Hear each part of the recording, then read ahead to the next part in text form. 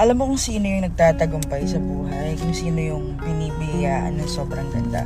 Yung mga taong malalakas ang loob, yung mga taong nagre-risk, yung mga taong matatapang sa buhay. Yun yung mga binibigyan ng magagandang reward. Lagi ko ito sinasabi, sa buhay na to, isang katutak na sitwasyon yung ibibigay sa'yo. Nandito ka sa mundong to kasi madami kang matututunan. And matututo ka kapag isang katutak na sitwasyon yung ibinigay sa'yo.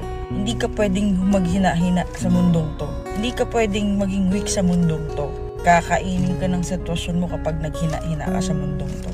Kaya kung lakas ng loob lang naman ang kailangan, tapang lang naman ang kailangan, maging matibay lang naman ang kailangan, edi gawin mo na.